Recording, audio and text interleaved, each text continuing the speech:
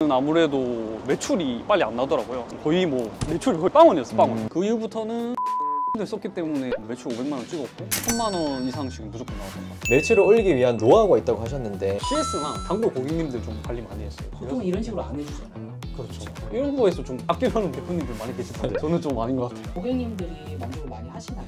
최상이라고 말씀드리고 싶어요. 안녕하세요. 반갑습니다. 네네.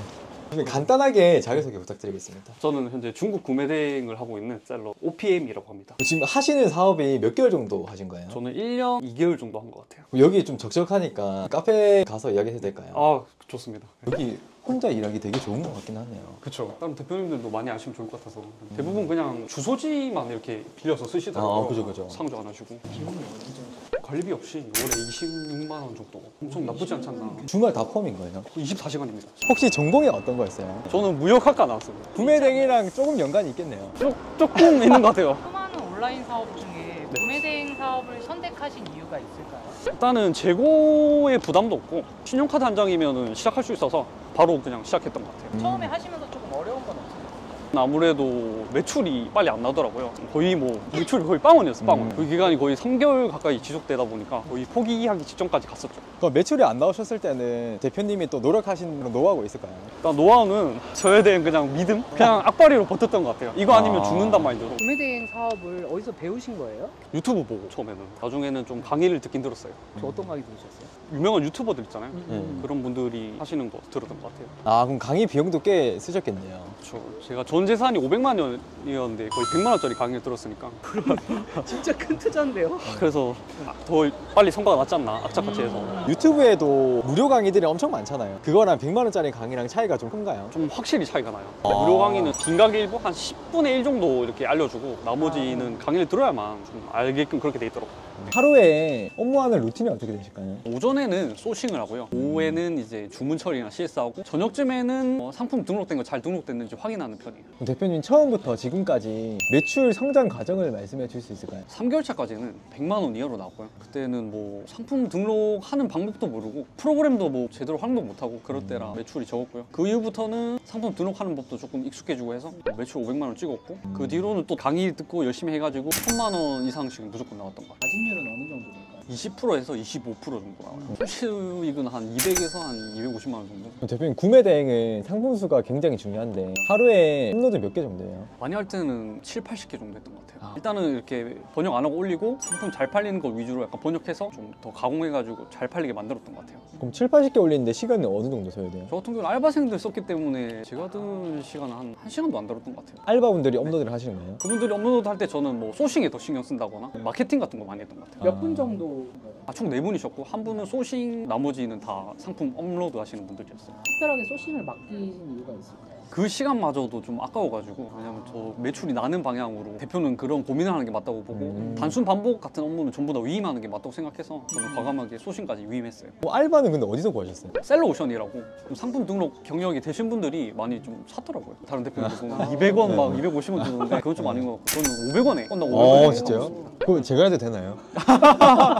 위임하고 나서 대표님은 어떤 역할을 하셨을까요? 광고 같은 것도 하고 잘 팔리는 제품 번역하고 점검 위주로 했던 것 같아요. 상품 등록 잘했는지 상품 소싱을 잘했는지 이런 식으로 봐주기만 하고 그랬던 것 같아요. 업무를 크게 봤을 때 소싱 있고 업로드 있고 주문 처리 과정이 있잖아요. 네네. 대표님 어떤 부분이 제일 중요하다고 생각하세요? 저는 그 배송비 측정하는 게 가장 중요하다고 생각해요. 왜냐면 대부분 셀러들이 배송비 측정을 조금 오버하거나 너무 낮게 잡아서 역마진이 나거나 그런 경우가 많거든요.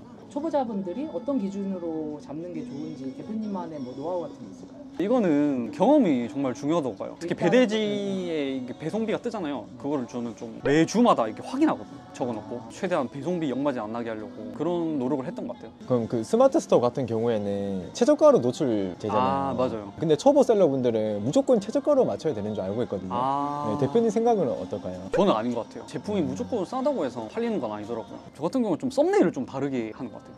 제품 사진이 돋보이는 색깔 특이한 것들 위주로 썸네일 하고 그러니까 안 묶이고 그렇게 하더라고요. 퍼센테이는 상세 페이지 사진을 대표 이미지로 바꿀 수 있는 기능이 있어가지고 저는 그걸 많이 활용했거든요. 이렇게 활용하시면은 묶이지도 않고 좋을 것 같아요. 지금 매출이 1,300만 원 정도 나오시는데 네. 이 정도 매출을 내시기까지 따로 하고 계신 작업이 있을까요? 데이터베이스를 따로 만들어 놔갖고 광고도 따로 하고 있어가지고. 광고는 사무실에서 자세하게 좀 볼 수 있을까요? 아, 알겠습니다. 대표님 그럼 이렇게 관리하시면 효과가 좀 괜찮나요? 확실히 한눈에 보기도 편하고 요청사항도 다 이렇게 적어놨기 때문에 알바생들이 이거 보고 하고 뭐 그래서 저는 시간을 많이 아끼는 것 같아요. 저 같은 경우는 뭐 CS나 단골 고객님들 좀 관리 많이 했어요. 대체로 배송 관련 CS나 착불비 왜 나왔냐 이런 것들 위주이긴 해요. 그럼 저런 건 어떻게 대체해요? 착불 같은 경우는 상세 페이지 하단에 제가 잘 써놨어요. 그래서 상세 페이지 확인해 보시라 이런 식으로 문의를 하고, 배송 관련 문의는 쉽 트래킹을 활용해서 배송 CS를 처리하는데, 고객님 배송 관련 문의가 들어오면 해당 송장 번호를 기입하면 이렇게 모든 배송 과정이 뜨거든요. 통관부터. 그래서 이렇게 하면 거의 배송 문의가 안 와요. 단골 고객을 어떻게 관리했어요? 단골 고객은 포장 좀 예쁘게 해서 보냈더니 고객님이 신뢰를 얻으셔가지고 저한테 계속 주문해 주시고 그렇게 하더라고요. 이건 뭐 조형물 같은 건데 여기 끝에 모서리 보호캡도 이렇게 씌워주거든요. 배대지에 그러면 한 번 더 이렇게 요청을 한 거네요. 네, 맞아요. 보통 이런 식으로 안 해주잖아요. 그렇죠. 이런 거에서 좀 포장비 아끼려는 대표님들 많이 계시던데 맞아요. 저는 좀 아닌 것 같아요. 포장비는 얼마 정도가 추가되나요? 평균적으로 1,500원에서 많게는 막 5,000원 정도? 그 정도는 좀 대표님들이 투자를 하시는 게 맞지 않나. 확실히 이런 식으로 포장을 진행했을 때 고객님들이 만족을 많이 하시나요? 최상이라고 말씀드리고 싶어요. 어... 오히려 좀 배송 기간이 늦어지더라도 포장 잘 돼서 도착하면 화가 좀 늘어드시고 약간 그런 게 좀 있는 것 같아요. 제가 이거 거의 한 달 넘겨서 도착했단 말이에요. 고객님이 이렇게 동영상까지 리뷰를 업로드 해주셨거든요. 배송 기간은 그렇게 너무 신경 쓰지 말고 포장 좀 신경 써서 제품이 잘 도착하게끔만 해주시면 그렇게 문제는 되지 않아요. 대표님 같은 경우에는 오히려 고객 관리 중심으로 하신 거네요. 그렇죠. 저는 그게 어떻게 보면 경쟁력이라고 저는 생각했어요. 그럼 이 효자 상품은 지금 좀 있는 편인가요? 이런 농기 이거 진짜 잘 나가더라고요. 사이즈가 일반적이잖아. 한 60cm, 100cm짜리 이런 거를 네네. 막 100개씩 주문받고 그러거든요. 이런 건 업체에서 많이 주문하겠네요. 네, 업체에서 많이 와요. 옷도 그냥 일반적인 옷이 아니라 병원에서 입는 옷, 간호사 옷 그런 거 되게 잘 나가더라고요. 확실히 대량 주문 위주인 상품을 많이 하시네요. 한두 개 팔려고 하지 말고 좀 대량으로 받으려고 하는 게 좋지 않나. 주문 처리할 때 썸네일이랑 옵션이랑 다르게 주문하는 경우가 있거든요. 그런 경우에는 어떤 걸 중점적으로 주문 처리하실까요? 고객님한테 직접 전화를 드리는 편이에요. 고객님 이거 썸네일이랑 옵션이랑 다른데 어떻게 하실 거냐 하면 대부분 고객님께서 그냥 그거 보내달라 이렇게 하시더라고요. 품절일 경우에는 타오바오 검색하면 타오바오 판매자 중에서도 똑같은 제품을 여러 명이 판매하거든요. 싼 거 위주로 들어가서 품절 안 된 거로 주문 처리하고 있습니다. 똑같은 제품 판매하잖아요. 대표님 그러면은 소싱은 지금 어떻게 하고 계실까요? 경쟁사 벤치마킹을 좀 많이 하는데요. 예를 들면 이거면 이 제품을 똑같이 가져오는 게 아니라 이 제품 옵션을 보고 이 제품보다 좀 더 좋거나 디자인이 더 예쁘고 좀 저렴한 제품 위주로 가져오는 편이에요. 이거를 복사 붙여넣기 한 다음에 번역을 하면은 타오바오 들어가셔서 여기 이렇게 좀 디자인도 이쁘고 좀 저렴한 제품들 위주로 제가 소싱해서 판매를 하고 있습니다. 대표님 그러면은 업로드는 어떤 방식으로 하고 계세요? 저는 수동이랑 반자동을 섞어서 하고 있습니다. 저는 퍼센티를 좀 활용하는 편인데 퍼센티를 통해서 이렇게 반자동으로 상품 업로드도 하고요. 일괄적으로 이렇게 관리도 하고 있고, 그리고 저는 주문 관리 좀 많이 하는 편입니다.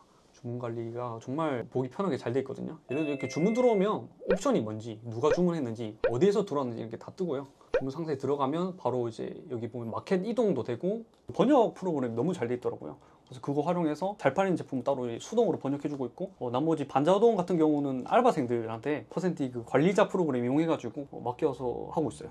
매출을 올리기 위한 노하우가 있다고 하셨는데 어떤 방법을 하고 계실까요? 저 같은 경우는 쿠폰 할인가를 적용해가지고 제 마진율을 좀 적게 가져가더라도 구매 전환율이 많아질 수 있게, ESM 상품 조회 수정하는 곳에 들어오셔가지고 여기 보면 할인 설정이라고 있어요.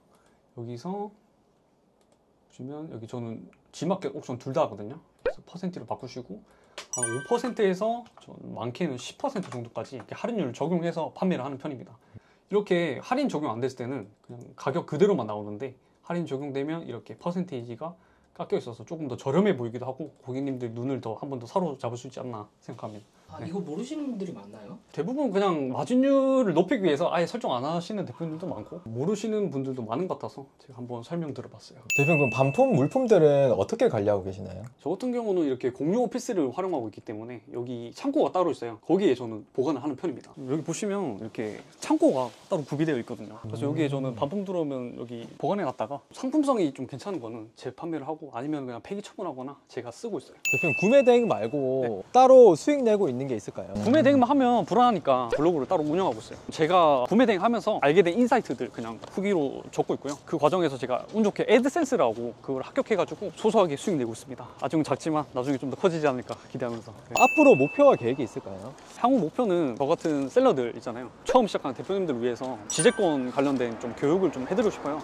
사전에 예방하는 그런 교육을. 지재권 때문에 신고를 당했다든지 그런 일이 있으셨나요? 토가 폐점될 뻔했고 메일로도 막 날라오기도 하고 이러니까 너무 무섭더라고요. 그리고 강의하시는 분들이 매출만 조금 강조하지 이런 부분에 대해서는 확실히 잘 안 알려주시더라고요. 그럼 그런 상황에서 어떻게 대응을 하셨어요? 저 같은 경우 당하면서 알게 됐어요. 다 경험이라고 말씀드리고 싶고 이런 경험을 알려주게 되면 다른 대표님들은 좀 편하게 할 수 있지 않을까, 본인 사업에 더 집중할 수 있지 않을까 생각합니다. 대표님 지금 사업을 1년 넘게 하셨는데 네. 포기하시고 싶으신 순간이 있었을까요? 솔직히 좀 많았어요. 솔직히 정말 많았고 이 사업이 쉽지가 않거든요. 부가가치도 굉장히 낮고 특히 이제 마켓에서 대놓고 좀 차별하는 정책을 많이 해요. 국내 셀러랑 해외 셀러의 노출 빈도가 좀 다르다던가 내가 좀 컨트롤할 수 없는 부분들이 너무 많았어가지고 포기할 뻔 했었는데 저 같은 경우는 조금 분석 같은 거를 통해서 매출을 많이 끌어올렸기 때문에 대표님들도 저처럼 이렇게 포기하지 마시고 분석하고 조금 자기 욕심을 내려놓으시면 좋은 결과가 있지 않을까. 마진율을 좀 최대한 좀 덜 가져가는 식으로 하시는 게 저는 맞다고 봐요. 요즘 같은 경쟁 시대에서. 대표님 초보 셀러분들에게 마지막으로